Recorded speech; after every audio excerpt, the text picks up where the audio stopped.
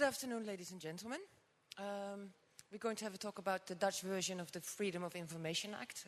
We call it the WOB, Wet Openbaarheid Bestuur. Brenno de Winter, who is a freelance journalist, he writes for webwereldnu.nl, has been conducting a couple of these cases, asking for information about, especially about open source.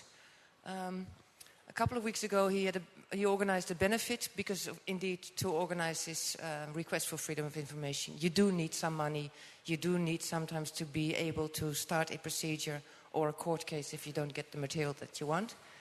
There were lots of people. He got some money, but the most interesting thing is that the government forbade most of its civil servants to show up at this meeting.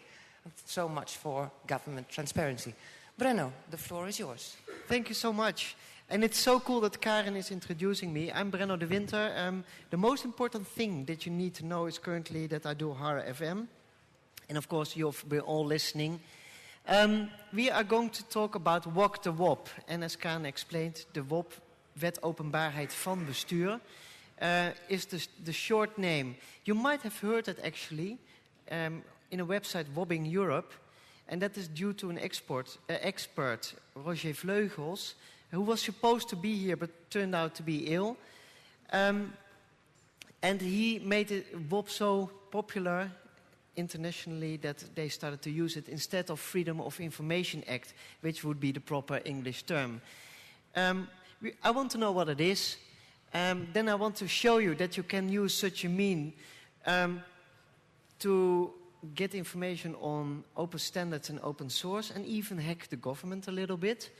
And then some major issues that you can face when you ask for transparency. And then, of course, how to fight them.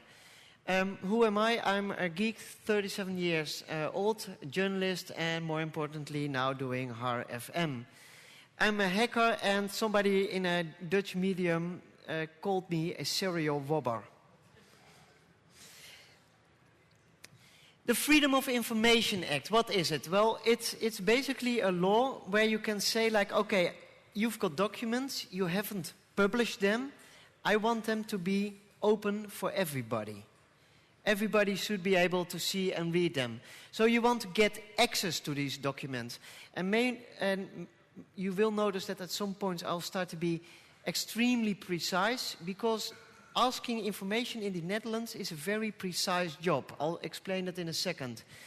And one of the interesting things is there are a couple of things in administrative law, that is the thing we are talking about, basically. In administrative law, that the government has to do. Basically, our legal system is shaped in such a way that when you're a civilian, the government needs to help you. The government needs to, for instance, send requests along. So, for instance, when you send a request to the Amsterdam police, and it should be at the Rotterdam police, then the Amsterdam police has to send it along. In many cases, they don't do this. They wait 2 weeks, which is the current period they can wait, and then all of a sudden send a letter like, oh, you're at the wrong office. There's a lot you can do about it, I'll tell you that later. And also, if you don't understand what you're doing or you're asking the question wrong, the party you are asking the information from is by law required to help you. How often do you think they do that? Remember this requirement, because I will refer to the city that was hosting What the Heck in a second, and then I will refer to this rule again. And I think the law is so useful and it is so important to disclose documents to the public. What a lot of people think is that if I ask it, it's my property, but it's not. What you're asking is, government, show the public what is in these documents, and also, please be so kind to give it to me as well in a copy. But you don't have to do that. Actually, in one case, I was asking to disclose information from a city, And I got a letter, like 4 weeks later, like, you asked the following information. We have made a decision. You can read the decision on our website. Go to, and then a URL. And that was indeed my information. And the first response, of course, for me was like, what the fuck? And then the second response was like, no, this is brilliant. This is exactly what I asked for. Because in the law is also a provision that you can ask for the way you get your information. Do you want it on paper or do you want it in a digital form? In general, what you will get is you get things on paper, even if when you ask it in digital form. Now, let me be very precise. If I get something in a digital form, in a paper form, when I asked for it in a digital form, they've made the decision to disclose, but they haven't executed it. This sounds like stupid, but it's very handy when you have to appeal the decision. Because then you can say, well, you didn't do this, you did this wrong, and you also never executed your decision. And legally, that's not allowed. And that makes it easier to win cases. And now maybe you start to think, what a bullshit. Why do I have to go through all these hoops and think in such a slick way? Because you said the city or the government is required to help you. Because there's theory on this side, and the reality is somewhere totally here. Now, I decided to start and help the government in disclosing information and help journalists in disclosing information. I started a website called bigwobber.nl. And what I do is when I get documents in and they're in paper form, I'll help the government make it a digital form. And of course, make sure that you can the text is ready for search engines so everybody can access it to the maximum extent. So it helps governments to publicize for everybody. Second advantage, journalists currently are not really common of when they do a FOIA request. They say like, we found the following in the FOIA request, and then maybe they show you a little bit of the information they found. What I started to do is, according to a FOIA request I made, link to my site, I draw the following inferences. And what I've noticed is, it always used to be like the journalist doesn't know what he's talking about, and he's wrong, and it definitely isn't in these documents. And what is he keeping behind? End of discussion. I haven't had a single case where somebody was complaining about the articles, because now everybody can read it. And it happens. There was this morning in January when I was walking with my dog through, we've got this little forest right by my house, and I was walking through the woods, and there was this 80-year-old lady that I every morning see, and she was nearly crying because there were some trees out of 1736 or so, and the city apparently had decided to cut them all. And basically everything was bound to happen. And then the following happened. I decided to file a FOIA. Because before you go angry, you want to know what's really going on. So then I was phoned 10 minutes later by City Hall, by the responsible person, and he said like, you filed a FOIA, yeah. I need to forward it to the forest maintenance, what do you call it? The guys who maintain the forest. And they will contact you and then grant you the access to the documents. But you know, that could last a couple of hours. And then indeed in the afternoon I got a phone call, and a couple of days later I was in his office. And the guy said like, this is the file, take what you need. I've never had something like that. And then when I asked him why, he said like, well, you don't need to say that you're transparent, you need to be transparent. You know, it's a very nice guy. So I made a copy. And then I was reading through the documents like 2 or 3 days later. And I thought like, okay, they didn't make a decision, but, you know, it's unavoidable. The trees are dead, blah, blah, blah, blah, blah. So what I did, I phoned the local newspaper and said like, I did a FOIA. A what? A FOIA, which means that I get, oh, cool. How does that work? So I explained it to him. And so I explained what I read. and put it online. And then I wrote an article, and they printed it on the front page. And apparently, and I missed it totally, in our city, this was a debate ongoing for half a year already. After my article, there were like 2 or 3 articles about it, and that was it, end of discussion. And for my city, they phoned me later and said like, well, you taught us that being transparent helps us showing that we are doing a good job. So such a site can really be very helpful. Now, what is the FOIA all about? It's about documents. Now, the question is, what is a document? It's a piece of paper. It can be an audio file.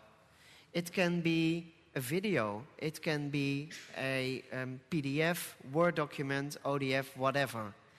Anything that is tangible in any way, shape, or form is a document. And the law says that you can request those. This is a different system from other countries, where like I believe it's Denmark, where you have to say, I want the document named blah, blah, blah. In the Netherlands, you say like, you are about to cut these trees. I want all documents that are relating to that plan or decision. And then they have to go on a fishing expedition instead of me.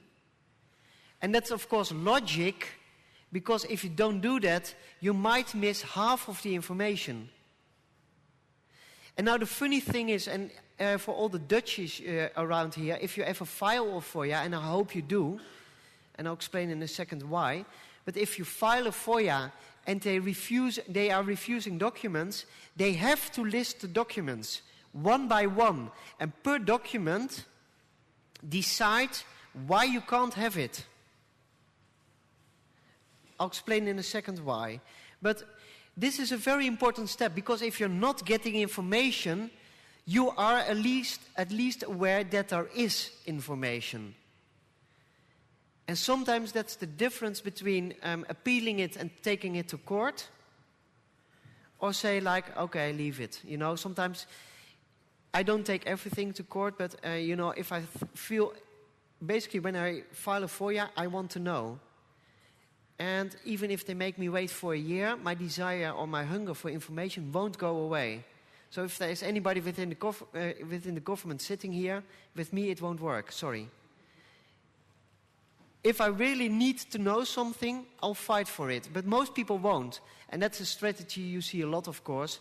By delaying tactics, most journalists will go like, you know what, it's old news, it's not interesting no more. Mind you, sometimes you find information that is still very relevant. For instance, maybe you remember that the Dutch politician Geert Wilders was refused entry into the UK. It was months later that I got the information, but he turns out to be the one and only Dutchman it has happened to in the last 5 years. And that makes the case even more special. It wasn't news in the sense that you could write a news article about it, but if you do a background story, this is very useful information. The norm is access to information. Sometimes you get these letters and, you know, if you smell it, you smell that they say like, you know, we're the government and we're so good that we grant you this little bit. Wrong. You're the government. I am employing you from an administrative, legal perspective. It's my property. And there are some reasons why you can't disclose something. But that's an exception. No matter what you file FOIA for, in general, you will get exceptions in the Netherlands. And I'll show you a couple of them. You can ask only for documents that exist. So, for instance, if there is a meeting today and you file your FOIA today, and the minutes are written 10 minutes later, bad luck for you. You won't get them. And I'll make it even worse. If you think to be a smartass and send the same FOIA request like half a year later, they can reject it because you can't ask the same question twice. Because you're asked to disclose, there is a decision, and that's it. And this, don't bother taking that to court because it has done before. Can't you get around it? Of course you can. You need to add a little sentence. As of the moment I filed my last FOIA request. Now we've got a new request. It's childish, it's not how life should be, but this happens. Don't ask for a document. So I want to see the minutes of blah, blah, blah, the meeting that started at 3 p.m. Now, if the minutes started at 3:01, you are not going to get this document unless you've got a decent agency. But some agencies will refuse the document on that ground.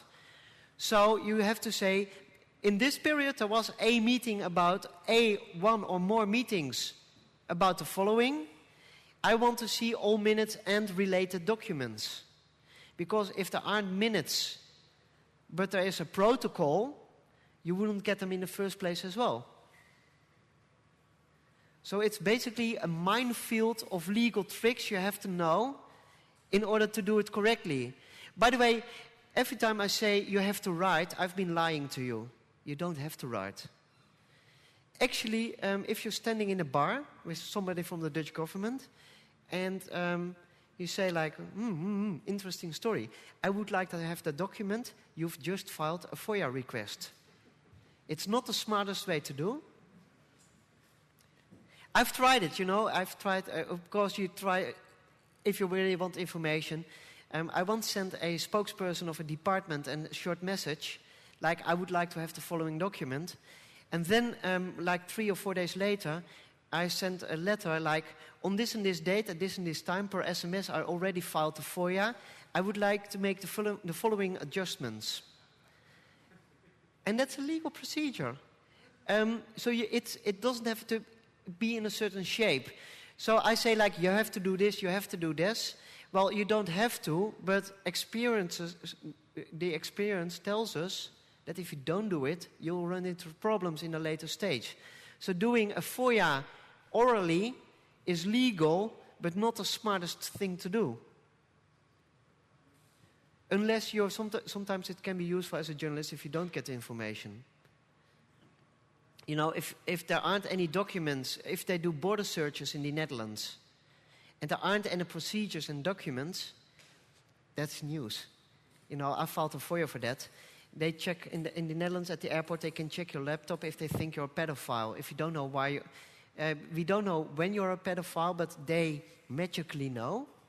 So I wanted to see a little bit of that magic, So I filed a FOIA for that. And then, like, months later, they said, like, we couldn't find any documents. And they thought it was over. Boy, were they wrong. Because that's the news. And then Parliament stepped in and they went like, we think we need another debate about this. So sometimes it can be very effective not to get information also. And in the later stage, they can't say, well, actually, there were documents. Because then they've just committed a crime. So that's not too smart either. So filing a FOIA really makes a dent in things. So ask about a subject and surrounding documents. And be precise in what you describe. Laptop searches at the airport is not precise enough. Because they might interpret that it's a security check. It's a border search with looking for criminal evidence. Now I'm specific, because if I file, that's also one of the exclusion grounds, if I file overly broad, then the government can say like, you're basically not trying to get information, you're basically filing a request that is so much work that this is unfair, and then they can refuse it. I've seen one case, and that was kind of funny. There was this legal expert, he works for a organization called ICT Office. They represent the IT industry, mainly the Microsoft type of companies. And they were angry about a content management system that turned out to be open source. So they filed a FOIA, 14 pages, more than 70 questions. Without reading it, I can blindly say, this will not be answered. Then I started to read it, and I must say it was entertaining, but it was more like a politician asking questions in Parliament. Well, if you're not asking for documents, you're not filing a FOIA properly. And then they can say like, hey, you're not asking for documents, off you go. So you have to be precise. That's the second lesson you can learn. It hasn't a particular shape. I already explained that. You have to be tactical. Sometimes, why do we make documents? So we can send it around. For instance, an email. So if the Department of Defense has an email, and the Environmental Department has an email, and it's an environmental issue, where would you ask the question? At the Defense Department, that clearly cares about military things and not about the environment, or at the Department of, that's the whole thing. So you have to realize that documents can be in multiple places. And then you've got a second decision to make. Where do I shoot with my FOIA? Do I send it to the secretary? Of course, then I go into the official way.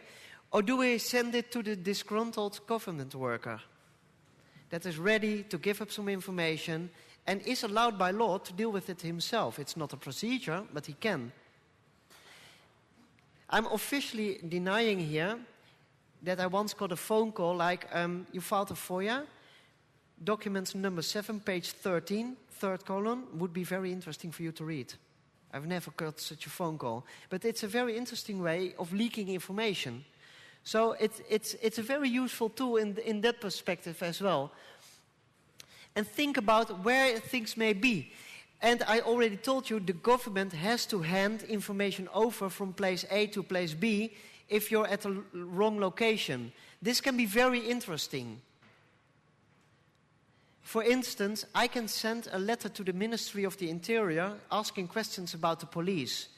And now they can go to a copy machine, copy my letter 26 times, send it to all the police regions, and they have to pay for the stamps. It's incredibly efficient in that way. Also, you can ask them, but that's a stupid thing, never ever do that. You can also ask them to coordinate the request, and then the Ministry of the Interior will gather all the information and send it to you. Don't do that, ever. Yes, but, no buts, ever. For the very simple reason that if somebody is coordinating, they also can coordinate the process of releasing information. If 26 police regions have to cough up information, and the region of Amsterdam is more liberal than my region, I can complain to my region, what kind of bullshit is this? Amsterdam is giving this information. Let they argue in court. That really, really helps. Also be aware that some government organizations dislike other organizations a lot. Sometimes they are fighting openly. Make a mental note, because there one day you want to file a FOIA and you need to know who's hating whom. I'll show you this in practice in a second. And then be patient. Be very, very patient. Dutch law says you have to deliver information in 2 weeks, and they can extend it for another 2 weeks. Dutch government, in general, there are very positive exceptions, definitely, but in general, is my experience, in 80% of the cases, I guess, they are over time, more than an average IT project. Then there is a special rule. You Dutchies, this is a very important one. Then there's a special rule, and it only works until October 1st, but you can extend the 4-week period once more within 14 weeks. But you have to file that in the first 2 weeks as a government. If you don't do so, bad luck for you. You should have done that. And you have to prove that it is so much work to finish this off in 4 weeks. And things like there's a holiday period, it just doesn't work. That's not enough. Things like, we are working on this and this case, that doesn't work. So be patient. In the Netherlands, the experience is citizens hardly file FOIAs. They're mainly journalists and NGOs. Journalists are reasonably good in filing FOIAs to very good. NGOs, Dutch NGOs in general, are dramatically bad. One exception is, of course, Bits of Freedom, but it's a whole different ballgame and story. In the Netherlands, the FOIA is hardly used. On national level, we have approximately 1,200 requests a year. In England, that reasonably short ago got a FOIA, it's 35,000.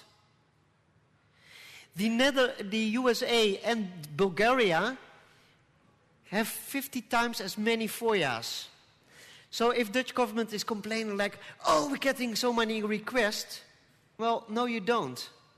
Actually, we're fairly moderate. Okay, I may be somebody who has filed 1,000 FOIAs this year already. 1,000, yes.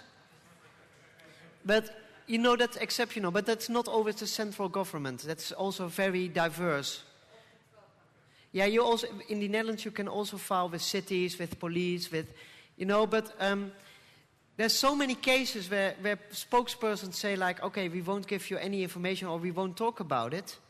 You know, then you have to turn legal. You know, it's not a joke. A journalist is not asking information because he thinks it's funny on a Saturday afternoon to ask information. He asks a question because he wants to know.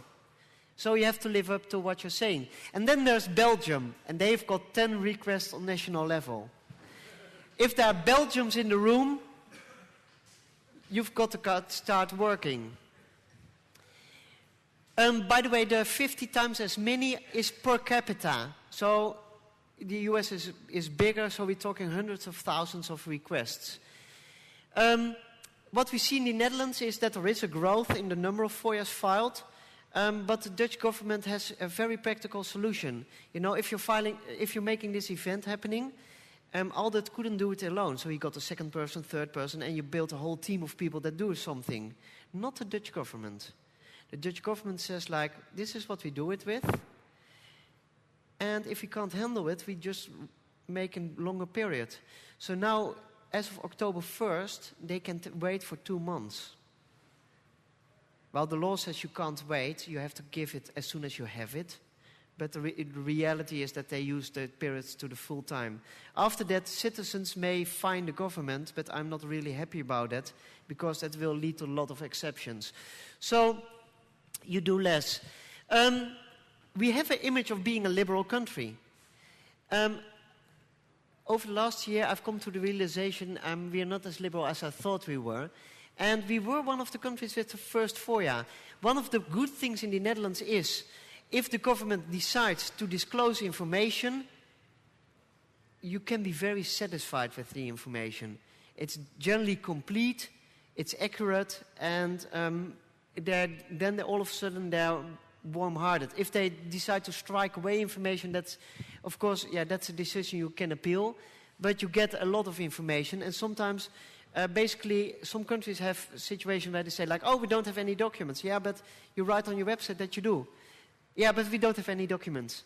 And those type of things I haven't really come across in the Netherlands yet. Sorry? Yeah, Business of Freedom had that? Oh, yeah, I've got a new one running actually, right now. There is a misuse of exemption, and let me show you a couple of the exemptions. If it's about the private domain of people. Now, it's a very interesting discussion. What is the private domain? If the name of a government worker is in there, can you strike it away? I don't think so, because that person is doing this because he's working for the government, and he's part of this decision-making process. It's not a private domain. So recently I filed an appeal, and it was funny, the document where they did this with was about a trip to a conference. So I went like, I still consider this to be a business trip, not a personal one. So I'm really curious what they will do with that. One of them is the security of the state. I filed FOIAs for open standards and open source. Security of the state was thrown by one province, and they said, like, I can't have the software list. I can't have the software list of the software they are using, like Microsoft Word, etc., because of the security of the state. That case will be fought in Drenthe on September 14th, and Bruce Snyder gave me a letter of recommendation that they are basically a bunch of asses, which I, in that case, generally agree to.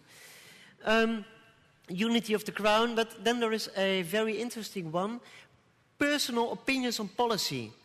You know, if you're a government worker and you want to be non-transparent, this is your ticket out of it. Because anything you write down is the way you interpret reality.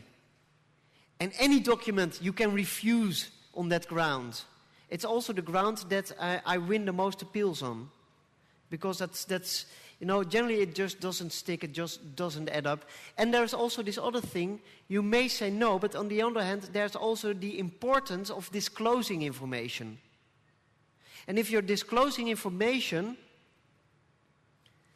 if there's an important, then you know there's a balance. And if the disclosing is more important, screw you, it's going to be open. So if you see this, it does pay off to take it to court and ask. And in the Netherlands, you can ask the judge to have a look at the documents, and that generally does help. Then it can be the security of companies, and there are governments. And if you're in the room, I've got some bad news for you, because I found out there are governments that are asking companies to write up a document that this is classified information, just to avoid the FOIA. I want to announce it already so that you know. I'm coming after you in 2010. Well, I filed a lot of FOIAs with a whole bunch of cities, because we've got a regulation that thou shalt be using open standards, and you should have a preference for open source, and what I saw is it's not being used. So I asked the association of cities, like, hey, you're governing all the cities, tell me what you've been doing. So they gave me a phone call back, and they said, like, we're not the government, we are an association. So I said, like hell you're not the government, you are the government. So they went like, no. So then I had no option but to file it with all the cities. So I did. And then I thought, like, it just doesn't fly. If I send a letter, they have to respond by mail. So I sent them a letter, a summation. If you don't respond by this and this date, I'll take you to court. And by the way, if you're claiming that you're not a government, I'll take you to court. So I got the letter, we're not the government. So I appealed it, and then I got the letter back, but we're not the government. So I took it to court, and then they were angry. You know, sometimes I just don't get it. But the funny thing is that if I win, which I'm of course hoping to, and I think I've got a fair chance, if I win, that means that I can send one letter to the Association of Cities. Could you ask all the cities, please? And that would save me 440 stamps. We've got 441. So that in investigations like this, that would really help. And I would really say that would open up for transparency. Okay, last What the Heck was in Boxtel. How do you think they reacted? And I'll translate it for you. Also, the city of Boxtel has been bombarded with these stupid questions. I just spoke to one of the legal advisors, and he advises to do nothing, which is then apparently the normal way of operating. Legally, there are a couple of mistakes in the letter.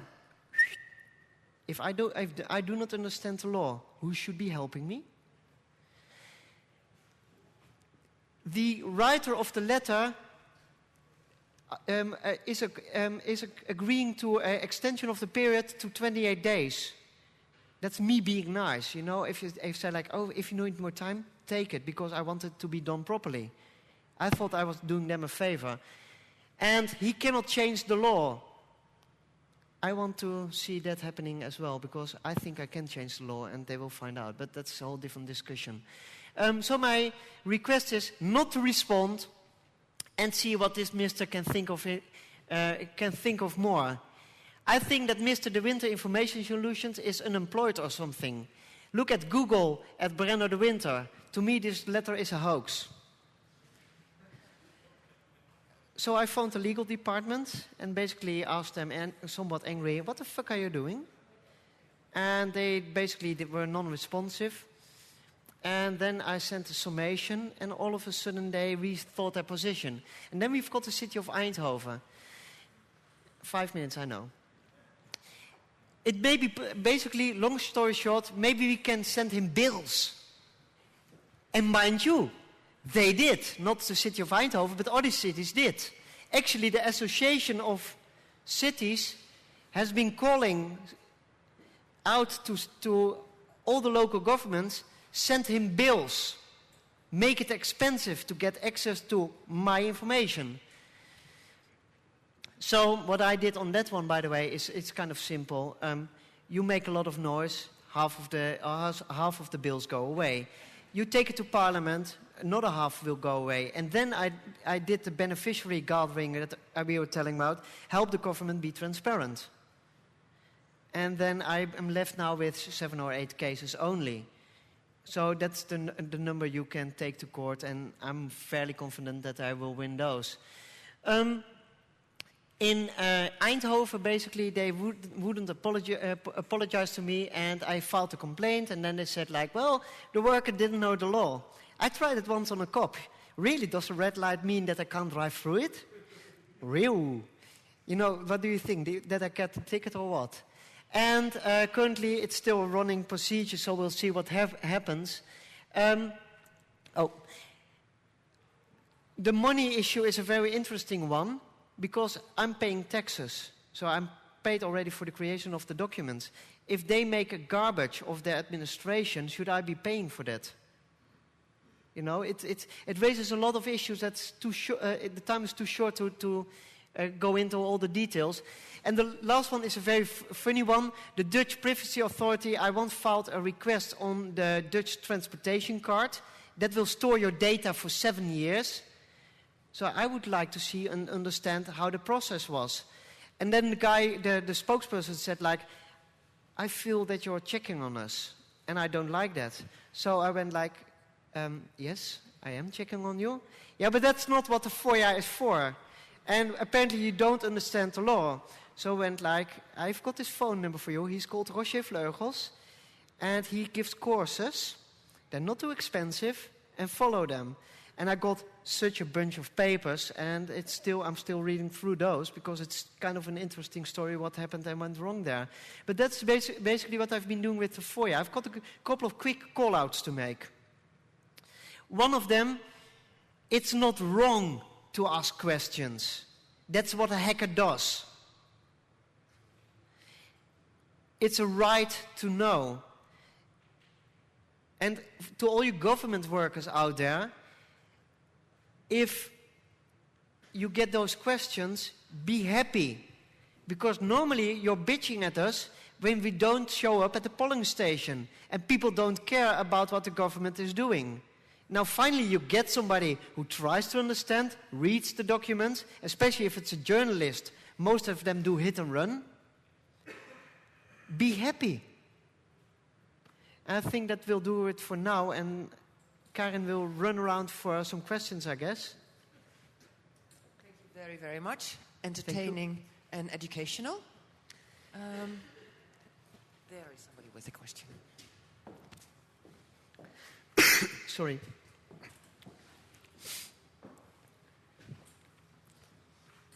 Brandon, do you have to be a Dutch citizen in order to order to file this FOIA request? So do you have to be a Dutch citizen? No, have to have that's a very good remark.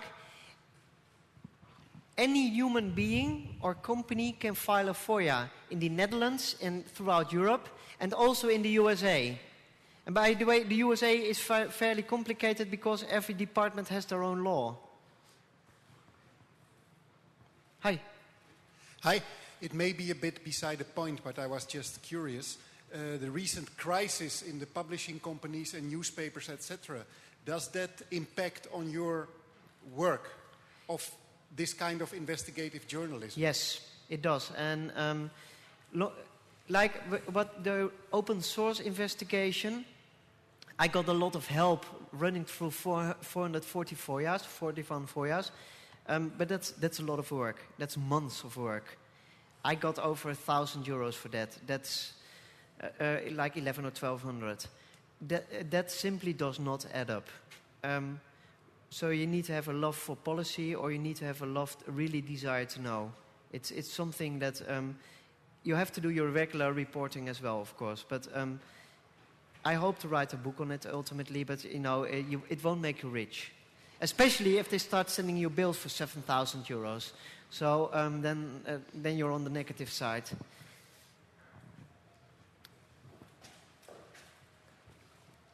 How do you finance all these court cases that you're in?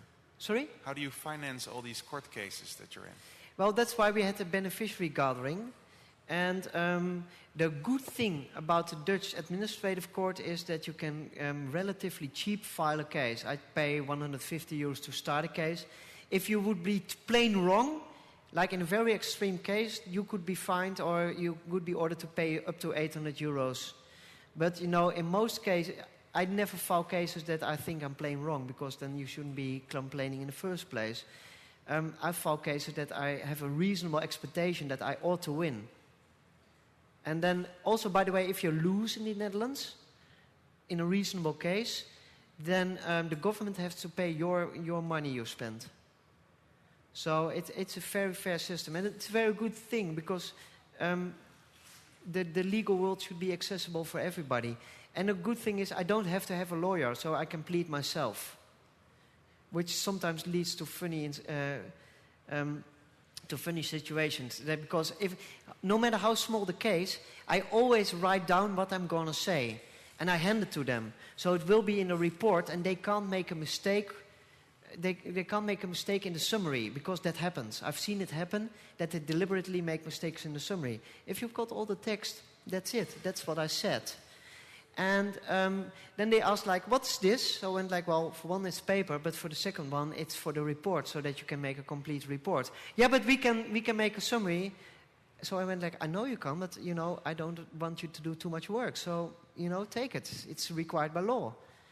So and then when you take it to court, you've got a very well documented case.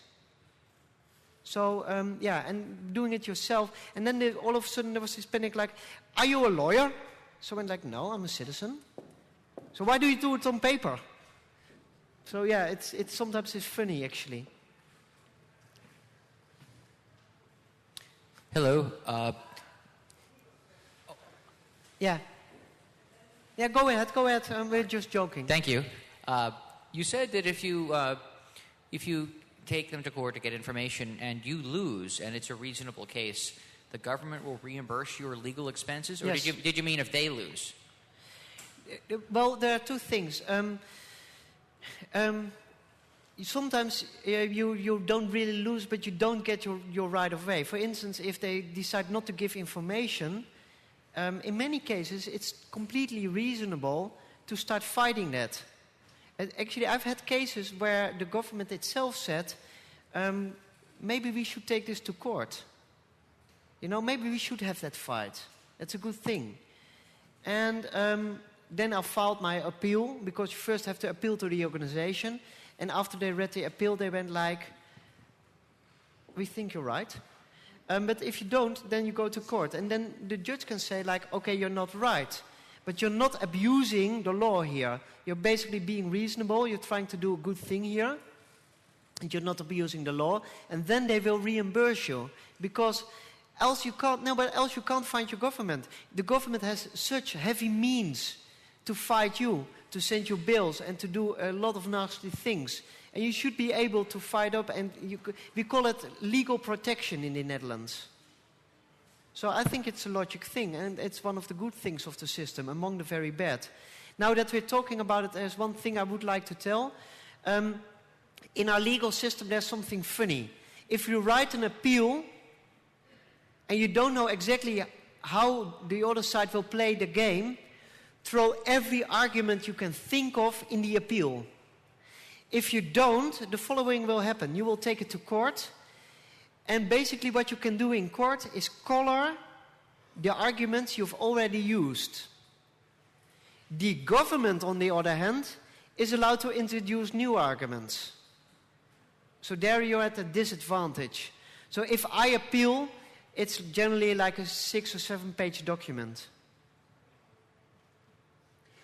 Second thing, if you appeal something, don't start to be a smart ass and saying this article in the law, this article in the law, but talk about principles of the law. Let them find out what's applicable, not you. Because if you make a mistake, they say like, okay, this is wrong, and you lose the case. If they interpret it wrong, the judge will correct them. And if you can only make mistakes, so you've got nothing to gain. And that's a good thing about the system here. Yeah, question. Hi. Hi. My impression, but I might be wrong about that, my impression is that it's not just unwillingness that's the problem, but also not being prepared for the consequences of the Freedom of Information Act. For example, in the way they work, government agencies mix up personal data with policy documents. So when you file a when you file a request, it's a lot of work to clean up those documents. Now, have you had the experience that afterwards the government agency came to you and said that we have changed our process, we've re-engineered our process so that we're better prepared for FOIA requests? Yeah, what you see a lot with local governments is that, especially the smaller ones, have sometimes never had a FOIA request before, or like 1 or 2 or so. And then the second thing, I'm writing about IT. How many IT FOIA requests do you think a city gets? None. So this was the first time. So that's why I gave them extra time, because it's kind of complex for them to find out what to do with it, etc. So my experience is indeed that it is very that sometimes they have to adjust to the process. Now, of course, not everybody is evil and wrongdoing, but you've got sometimes you're incompetent and then you get too much information or no information at all, and they forget to motivate it, and those are the cases you easily win. On the other hand, you've got the governments that are very well aware of the situation, and they just try to throw in as many exceptions as they can, because then I have to fight more exceptions. So you've got both, really. And those are the evildoers. And there will be a list shortly, what are the worst and what are the good ones, etc. I'm working on that. I think he deserves a big round of applause. Brenno, thank you very, very much. Thank you.